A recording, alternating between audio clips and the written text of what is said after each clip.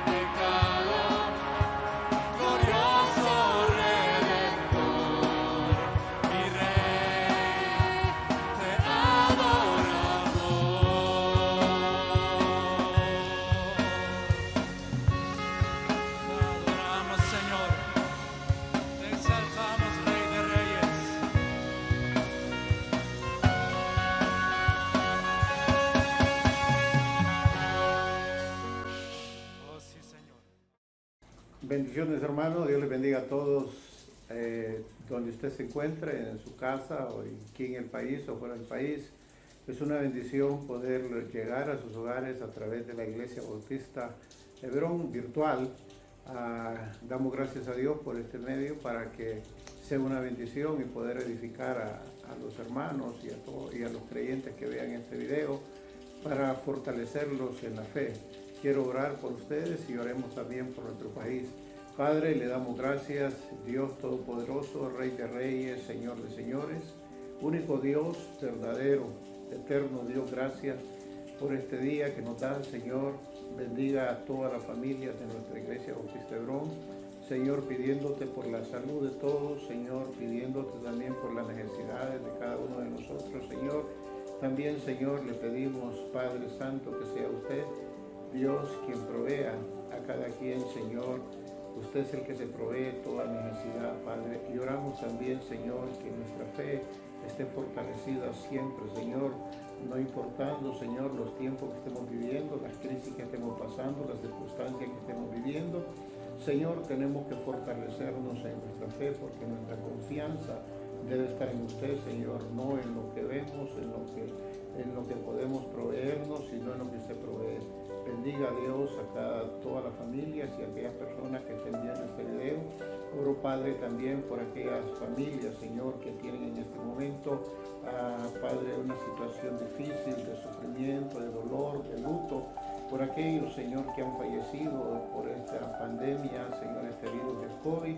Oh Padre, por aquellos también que han muerto de otra muerte natural, Señor, ha habido, Padre, mucho dolor, mucha tristeza, Señor, en hogares, Padre, por esos fallecimientos, Señor. Solo usted puede consolar, Señor, cada corazón.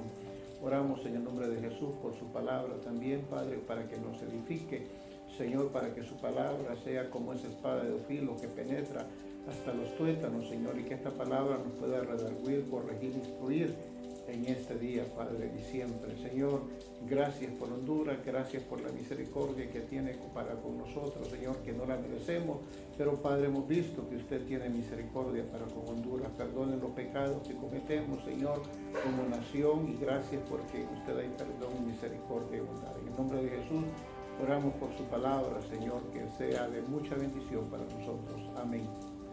Hermanos, los invito a que vayamos a la palabra de Dios. Quiero llevarlos al Evangelio de San Lucas, capítulo 22, versículo 31 al 34. Puede tomar su Biblia y podemos leer lo que la palabra de Dios dice.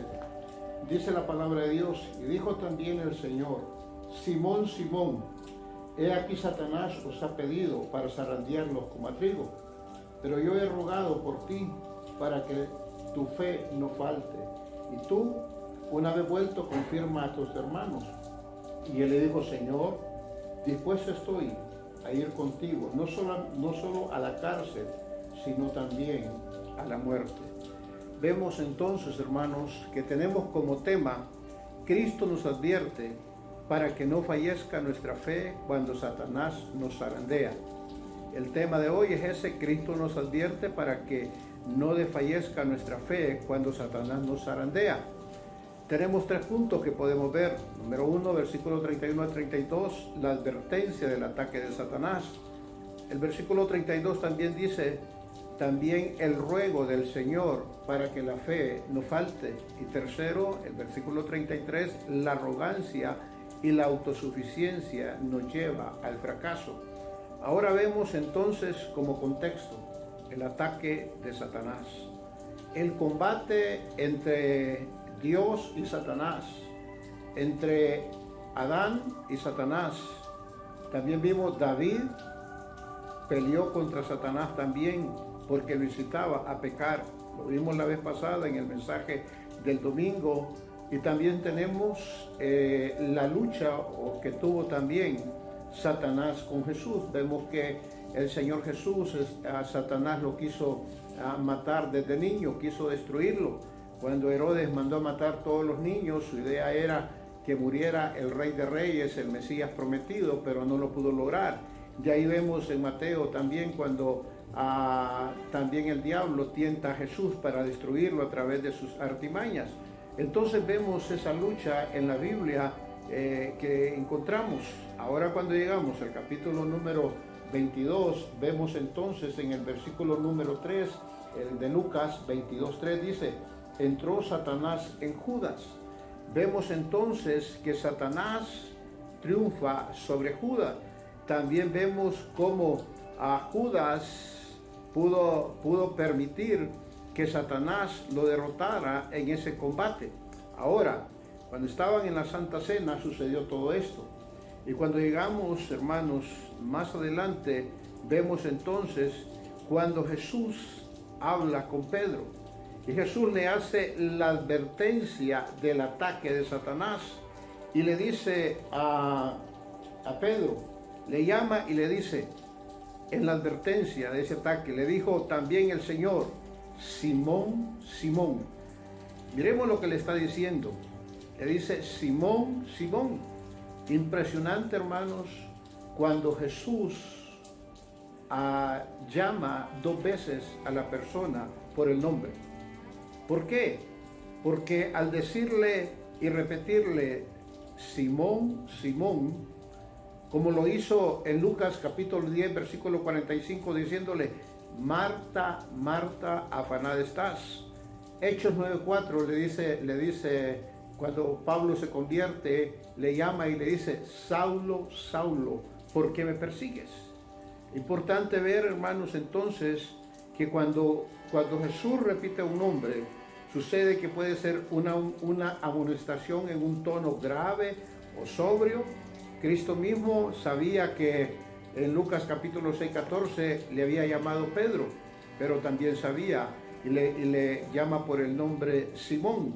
¿Por qué? Le llama Simón. Le llama Simón, hermanos, a este que también su nombre es Pedro, que significa roca. Jesús sabía muy bien que a su naturaleza humana sabía la debilidad y por eso le llama Simón, Simón. Le llama como aquel hombre natural, como aquella debilidad humana. Por eso no le dice Pedro, Pedro, porque no le está viendo como la roca, sino que le está viendo como aquel Simón de esa naturaleza débil. ¿Y qué le dice? Satanás os ha pedido. Ahora le dice Satanás. ¿Quién está detrás? Satanás. ¿De quién es la petición? Es, hermano, dirigida a Pedro. Pero es interesante ver, mire cómo está la composición de la oración. Satanás os ha pedido. El os que vemos ahí es un pronombre.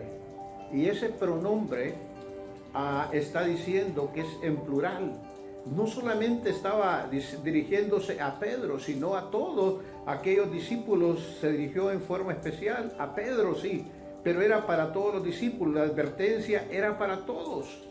Y ahora vemos entonces que al ser el nombre plural en el griego, os, a Jesús se dirige, pero le está diciendo ahora a Pedro lo que va a pasar.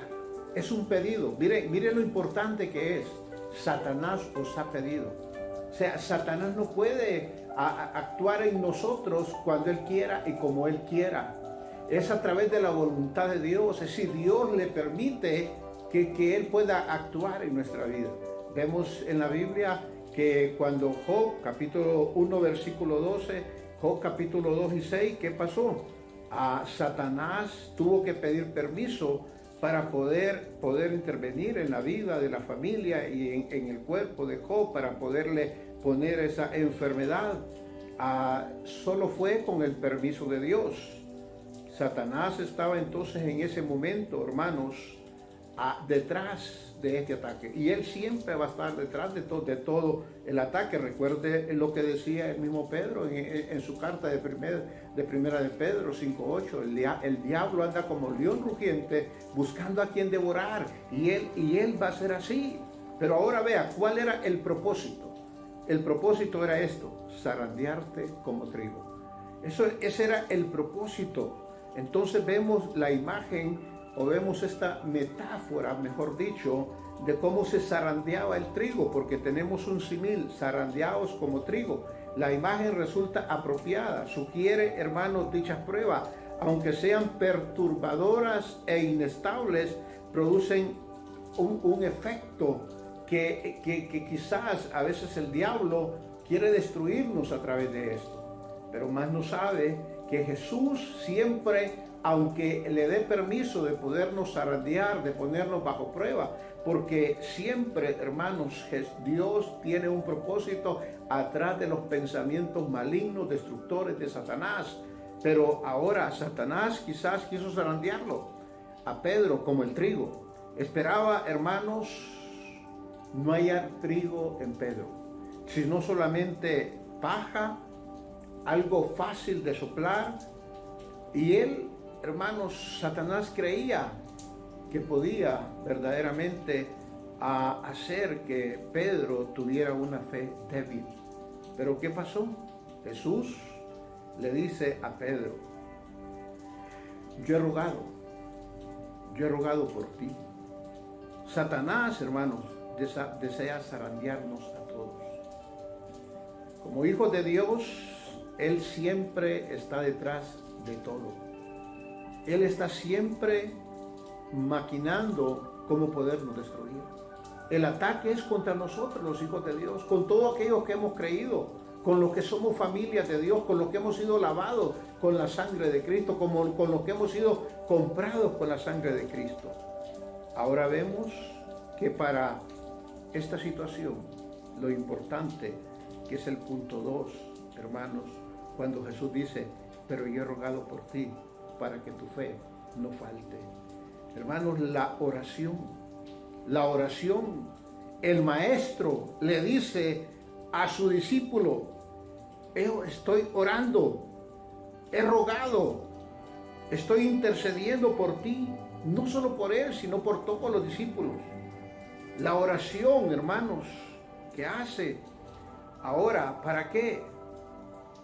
Para que algo muy importante en la vida de todo cristiano no desfalleciera, sino la fe. Que la fe no fuera a desmayar.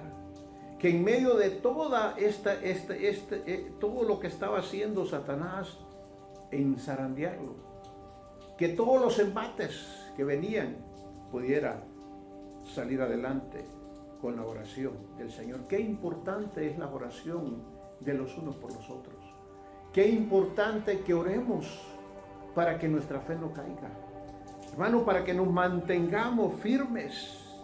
Cristo oró para que no desfalleciera la fe. Ruega por él, pide por él. ¿Sabe? Dice la palabra en Juan capítulo 17, versículo 9, dice: yo ruego por ellos y no ruego por el mundo, sino por lo que me diste. Versículo 15 dice: porque tuyos son, no ruego que los quites del mundo, sino que los guardes del mal. Él le dice: yo he rogado por ti. Son palabras de un valor incalculable. Oraciones, hermanos, que hacemos cada uno, los unos por los otros, son también, hermanos, invaluables. Qué hermoso que alguien nos diga: estoy orando por ti. Y sabe, eso es lo que estemos orando en este tiempo, pidiéndole a Dios, clamándole a Dios por la fe de cada uno de nosotros. Este tiempo, estos meses, esta crisis, hermanos, son tiempos de prueba de nuestra fe. Nuestra fe, hermanos, y estamos orando para que no desfallezcamos. Estamos siendo zarandeados quizás por la situación económica. Estamos siendo zarandeados por las deudas que tenemos. Quizás no hay dinero, no hay alimento en la casa. Quizás estamos preocupados, hay una incertidumbre por el día de mañana. ¿Qué vamos a hacer el día de mañana? Estamos siendo zarandeados. ¿Pero qué va a hallar el Señor? ¿Trigo en nosotros o algo vano como la paja? Algo que se vuela. Pero vean, hermanos, vean la respuesta de Pedro. Versículo 33, el tercer punto: la arrogancia y la autosuficiencia muchas veces nos puede llevar al fracaso. Muchas veces, hermanos, queremos hacerlo nosotros. ¿Qué le dijo Pedro al Señor? Le dice en el versículo número 33: y le dijo: Señor, estoy dispuesto a ir contigo, no solo a la cárcel, sino también a la muerte. Le pidió al Señor, le dijo al Señor: Pedro, Señor, estoy dispuesto a ir a la cárcel. Y no solamente eso, estoy dispuesto a morir por ti. Evidentemente, Pedro se sentía cómodo ante la necesidad que tenía de las oraciones. Cristo, por su seguridad y lealtad, oraba por él, le pidió eso. Pero ¿saben qué? Pedro tienta al diablo. Pedro declara en el versículo 33, confiadamente, con arrogancia. Mire, muchas veces nos confiamos. Y hermanos, eso nos puede llevar al fracaso. Pedro quiso resolver la situación él mismo, confiadamente. Y eso, hermanos, cuando le dijo: dispuesto estoy a ir contigo, no solo a cárcel, sino también a la muerte, demostró su autosuficiencia. ¿Y saben qué? Eso resultó ser su ruina. Muchas veces actuamos de esa manera. Muchas veces la arrogancia y la autosuficiencia que mostró Pedro, muchas veces nosotros la mostramos. Hermanos, tengamos dependencia de Dios. No debemos de ser autosuficientes. No debemos ser arrogantes. Y eso lo llevó a caer bajo las artimañas del astuto enemigo. Aprovechó eso para hacerlo caer. Pero quiero terminar con esto. Miren, volviendo, hermanos, al versículo 32. Le dice el Señor: pero yo he rogado por ti. Eso lo hablamos. Pero la segunda parte de este versículo, la siguiente oración dice: que tu fe no falte.